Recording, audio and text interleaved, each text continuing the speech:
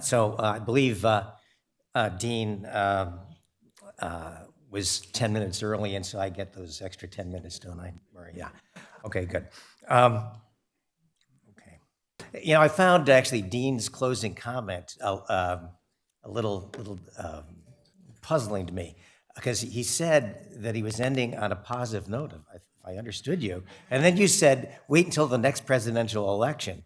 I'm not so sure that that's a positive note from anybody's political perspective, but in any event, I want to thank that first panel for doing a great job, especially Bill, who covered a bunch of issues that we probably should have covered, but none of us did.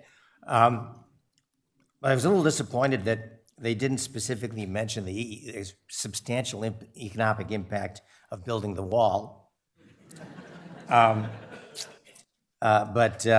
Maybe next year there will be data on it, so we'll know for sure. Okay, well, I have to confess that last year, I actually don't remember precisely what I said last year, but I was young and naive last year, very optimistic, and now I'm old and grizzled, and that's kind of the way it goes. In any event, last year I'm pretty sure I anticipated that the first year of the Trump administration would be like the first year of every new president's administration, which is that you've won the election, and especially if you've got both houses of Congress, you unite hands with your party members and you go forward, and you basically, all the big policies you're going to do, you do in the first year.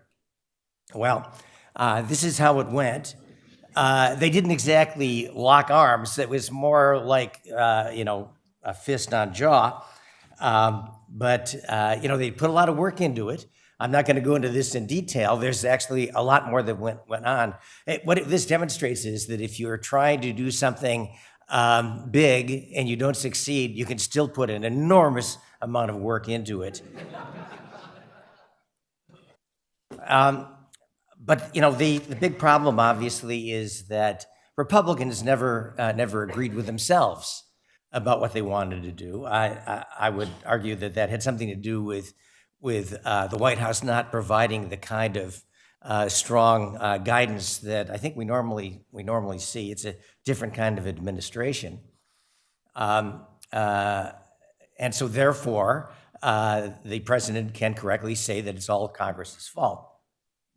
But the unresolved issues, even to this day, the question of doing repeal and replace, there's still this undertone, which was loud last year, of, well, wait a minute, if we replace it with something, isn't it just Obamacare light? So that in itself, I think, says something about where Republicans are not going to be going. That coupled with the agony of last year. Changing insurance rules, for example. They want to do that, but they couldn't do it because of Byrd Rule violations, wouldn't get through the Senate, and there was really not agreement about how far you wanted to go in changing those rules. Stabilizing the individual market. That's, I think, as Wendell said, I completely agree. I think that issue is now largely gone. By the way, you'll notice that I have quotes around stabilizing. I would argue that the individual market is stable. You may not like what you see, but it's stable, thanks to an unlimited supply of taxpayer dollars. The Medicaid expansion, again, I think Wendell mentioned this too. The non-expansion states really wanted to get something. I mean, it was their turn.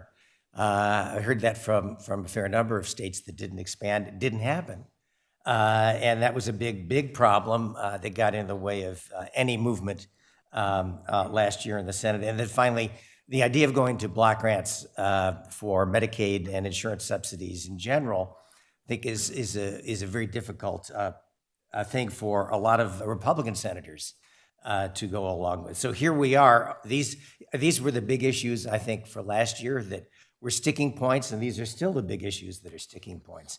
Now, I found this cartoon, which I think captures, from both the Democratic and Republican perspective, everything you want to know about the ACA.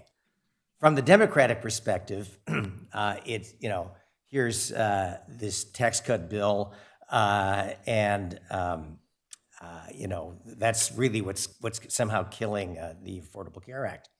From a Republican perspective, it's the fact that the Affordable Care Act is collapsing. Or is it? Well, of course it isn't. The exchange market didn't collapse. Again, it was, as Wendell said briefly, and I won't elaborate on it because I don't have much time, it's primarily because when money doesn't go into the cost-sharing reduction payments to the insurers, they naturally adjust their premiums. In fact, they can adjust on a dime. We saw that in the fall. They can move very quickly. So the theory that you have to know everything by April 15th or whatever it was that we said last year, that's not true. When the money outlook, it looks tough, the tough get going. And that's not just the insurance companies, the insurance commissioners as well, because they have a huge stake in maintaining stability in their insurance markets. If they're appointed or if they're elected, either way, they have a big stake in this. So we didn't see, massive declines in enrollment. Of course, we didn't see initially massive increases in enrollment in the exchange plans. There's something for everybody to be unhappy about. But I think it is kind of interesting to compare what happened to premium increases between 16 and 17 and between 17 and 18 and what happened to enrollment. Basically, given the fuzziness of these numbers, very substantial premium increases in both years on average, and a similar reduction in enrollment, and almost certainly, as I think Wendell implied, most of the people who dropped out would have been the people who were not subsidized at all, or perhaps not very, very well subsidized. Okay, sabotage. Wendell used that term. Was it sabotage? It certainly didn't work. The fact that the open enrollment period was shortened to 6 weeks, except in some states, California went to either January 15th or January 30th. But my theory on this is, reflecting on my own childhood, if I had more time to do something, when would I do it? On the last day. So if you have more time, it gives you more time to say, oh, I'll do it later. The business about promotion, federal funds for promoting the Affordable Care Act, yes, they were reduced. But there was a tremendous amount of publicity from, I'm going to call it the liberal press, even though I'm not being serious about that, but the liberal press saying what a terrible thing this was. Well, as P.T. Barnum says, there's no such thing as bad publicity. And in this case, as long as there's talk about this, it does, I think, get people's attention. And that was free publicity rather than stuff that you have to pay for. And I think it had pretty much the same effect that also occurred in the previous years under the Obama administration. People talked about it, it was in the air, and a lot of people reacted to that, at least to go and look. A positive promotion in previous years, a negative promotion in this year, in this past year, but either way, it's, I better look and see. Wendell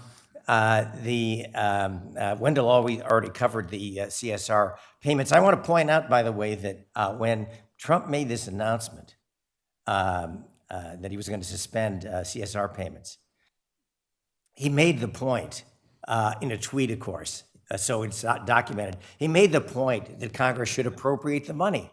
That was the whole point of that. He was actually following Republican orthodoxy, which is, contrary to Democratic orthodoxy, which is that Congress should appropriate the money and the executive branch should spend it according to Congress's direction.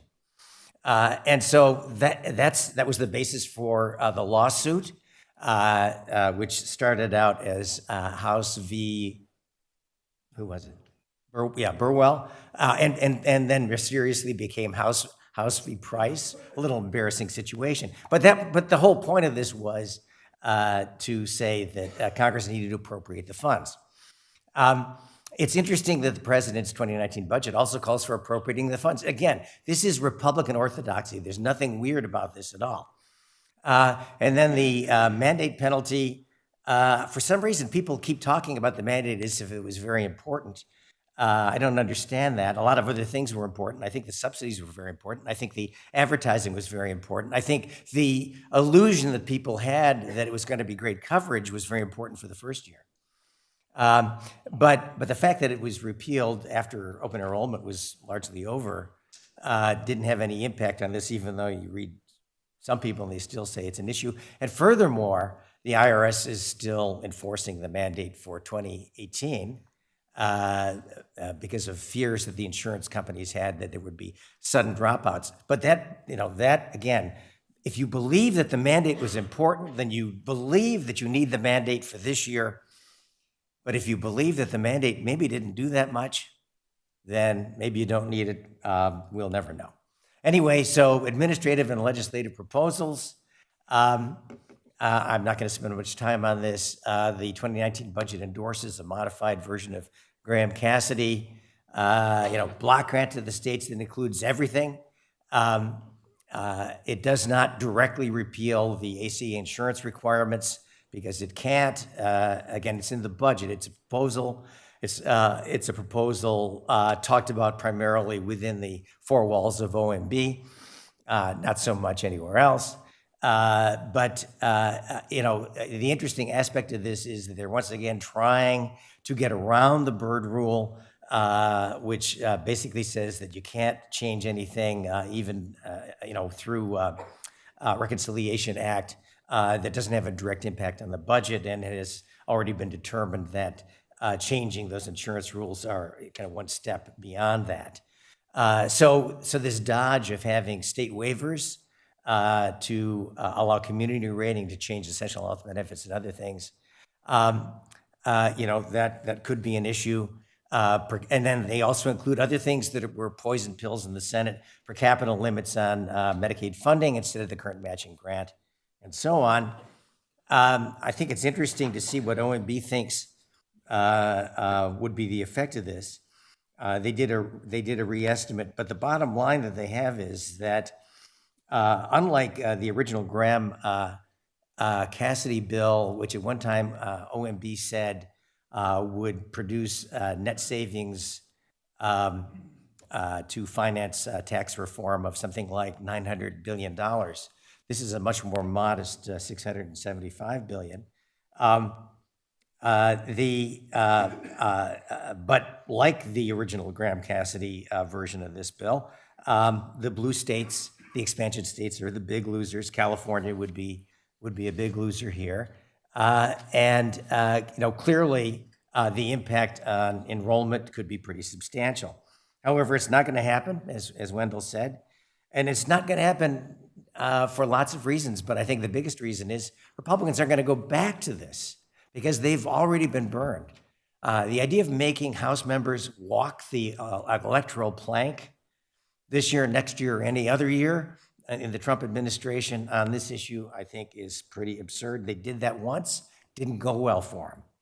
So I don't think it's going to happen again. Reinterpreting the rules. I'm thinking about the executive order, but there are other rules that are at issue here. Expanding association health plans. In January, the Department of Labor issued a rule, and that could come into effect. I think there's a real question how big that market's going to be. But as you'll see in the next slide, I think there's an opening here, and the short-term limited duration plans also, there's an opening here to resolve some political problems in the states. Short-term limited duration plans, these are plans that basically people would buy as bridge plans before the ACA. If you were between jobs and your job that you left had coverage, the job you're going to would have coverage, and you were worried about this because you had a family, you would buy a short-term plan very inexpensively just to protect yourself against a catastrophic financial impact of some health event. So they do have a place. They're not the devil's invention. In the Obama administration, they reduced the duration of the plans from 364 days to 90 days. The reason was to push people, as many people as possible, into the exchange plans. The proposed rule says, why don't we push it back up to 364 days? They also raise a couple of questions, which I think are kind of interesting. One is they're asking a question in this proposed rule: should we expand the time limit beyond 364 days? And should we allow renewability? And my answer to that is that if you ask the insurers, they're going to say, you can do what you want, but that's not what the product we're going to sell. We're going to want to re-rate purchasers in this market because they're not the typical insurance purchaser. So we want to make sure that we're not going to lose a bundle of money. And renewability, fine, but renewability with re-rating. So I think the answer to both those questions is sure, why not? Which says something generally about Washington, which is largely unaware that there are businesses out there in the private sector that will react to whatever you imagine you're doing.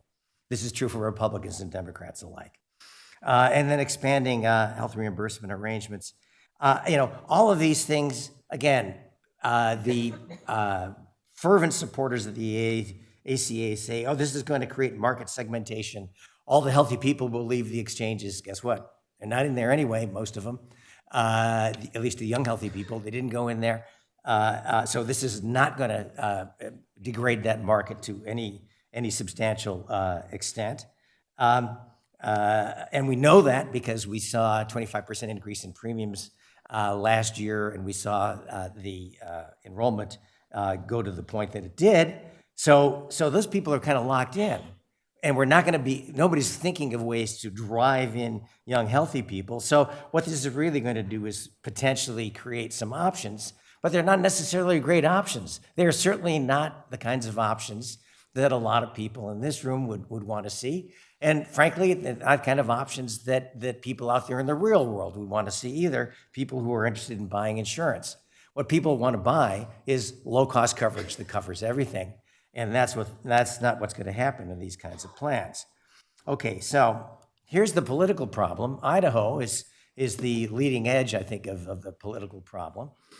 Here's a state that says, I've had it with Washington, and we're a Western frontier state, and so we can do whatever we want, and our 6 guns are ready. So the governor said that we want to see plans that offer much lower cost coverage. Blue Cross of Idaho stepped right up and proposed plans with substantially reduced benefits, medical underwriting, and plans that cost as much as 50% less than the plans that are available on the exchanges. This is an interesting issue because, of course, the ACA is still the law of the land. States don't have the authority to do this. And it creates a political problem for HHS and for Alex Azar. What's he going to do about it? And I believe the answer is that they're going to get a waiver. They're going to get a 1332 waiver. There's going to be some modification of what's being offered here. There's going to be some modification about the language, but who knows? Maybe these plans will be reclassified as short-term limited duration plans, in which case maybe it's okay. We'll see. In any event, there is a risk. If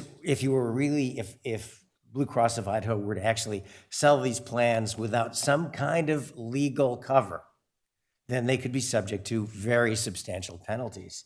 I don't think the state could be penalized, but certainly the insurer could, which ought to discourage them from wanting to sell if they don't get this cover. And so I think that's where we're probably going there. Okay, now the 1115 waiver process to reform Medicaid. I think I probably said last year that the idea of having states move away from matching grants to block grants wasn't going to work through legislation. I certainly thought that, whether I said it last year or not. And if I did say it, then I probably said that what they really ought to do is go through waivers, because you can work out a deal with the state in a waiver process that is nominally budget neutral over 10 years, but looks very attractive to the current governor. Pretty sure I said something like that. So actually, Republicans could have, through a waiver process, by the way, that's not new, it's been around for 30 years or something like that, they could have gotten some of what they wanted to do that they couldn't do through legislation. Well, that's what's going on right now with Kentucky and a few other states. The idea of charging premiums and the idea of requiring work, these are two ideas that are not brand new ideas. They've been around for quite some time, but there have been rules about them. And what's going on here is that the rules are being changed through these waivers. So in particular, premiums, for example, under the Obama administration, there were some waivers that were granted to states that allowed premiums up to 2% of income rather than up to 4% of income. But one of the requirements was that the state had to somehow demonstrate in the way that a good analyst can always prove as this is going to happen no matter what really does happen, that there would be increased enrollment. In other words, the idea of the Obama administration is that they needed cover to say, oh, well, all you're really doing is finding a less expensive way to expand coverage. In this case, maybe Republicans can't make this argument. Kentucky probably can't make this argument. But certainly the idea that states are having trouble meeting their fiscal requirements in the Medicaid program is an issue here, not just Kentucky, but a lot of states. And so I think what we're seeing here is a run at changing the rules of the entitlement from the state level. Of course, this will all be litigated out, whether any of this is actually legal. We'll have to see about that. One other interesting thing about Kentucky, which is something that every state wants, which is that if they're going to make some administrative change in the way they run their program that is not a policy change, why do they have to go to CMS to get approval? So I think Republicans and Democrats really ought to endorse that part of it. They may hate the rest of it, but hey.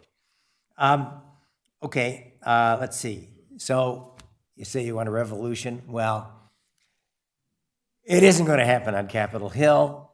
I want to point out that 1115 waivers are not purely experimental, contrary to the rantings of many people these days. Arizona has operated under an 1115 waiver since 1982. I was part of granting them their second waiver. And no, it wasn't an experiment. And no, we weren't testing anything. It was a way to get Arizona to sign up for Medicaid. They were the last state to sign up for Medicaid, and they signed up in 1982. Furthermore, as I said earlier, the ACA gave HHS unprecedented power to change policy through demonstration. So again, the Democrats basically handed the keys to the car to whoever was going to be the next president. They guessed wrong on who that was going to be. And then finally, as someone said in the earlier panel, some expansion states are willing to expand if they can impose new requirements. Again, do they really need those requirements, or is it a political cover? That's for you to decide. So that's, okay, so what else is on the agenda? We've already talked about this. I probably should have put value in quotation marks here, but I've run out of time. I could rant about that later privately. What isn't on the agenda? Obamacare repair, which means CSRs and reinsurance and a bunch of other things. However, I want to say something about this because I don't think it's completely dead. As I said earlier, insurers and insurance commissioners can turn on a dime when they have to. Well, politicians can too when they're really scared. And so it's not outside the realm of possibility that once premiums are revealed to be another 30-something% increase, and we find all of this out in September, it's not outside the possibility that Republicans and Democrats might say, uh-oh, we can't live with that. And Republicans might make a deal with Democrats to, in fact, extend CSRs and maybe do some reinsurance or throw some money into the pot in some way or other. But if they do that, they're going to pay an enormous price. But they might pay in a way that their voting base might not notice. So I think that's a remote possibility. On Medicare reform, I also want to take issue a little bit with Wendell. It's not like we just found out that Medicare's fiscal future is in trouble. We've known it since maybe 1967. So this isn't a problem of partisanship. It has nothing to do with partisanship. It has everything to do with the pain is now, the gain is after the next election. That's why it doesn't get done. That's why it probably won't get done. However, we've got a 10-year window. The demographics are good for Medicare for the next, let's say, 10 years until the leading edge of the baby boomers get into that age where they're really spending money. And so Medicare spending is going to grow relatively slowly by historical standards. And that opens the door for some changes. Unfortunately, I don't see Republicans or Democrats walking through there. Okay, so finally, I hate to bring these slides back, but this is an odd administration, so I have to. Who's in charge? Well, one of those faces changed, and I might have to bring these, if I'm invited back next year, who knows? You might see the same slide with more different faces. Maybe it's this guy, but less so lately. But on the other hand, they could really be in the driver's seat, especially if this guy has anything to say about it. But then finally, who's in charge? Now, I don't really believe that these guys are going to propose anything revolutionary. I think it's a very small bore kind of initiative that they're talking about, but they are symbolic or emblematic of who's really responsible. Don't wait for Washington to solve your problem. Do it yourself. Anyway, thanks a lot.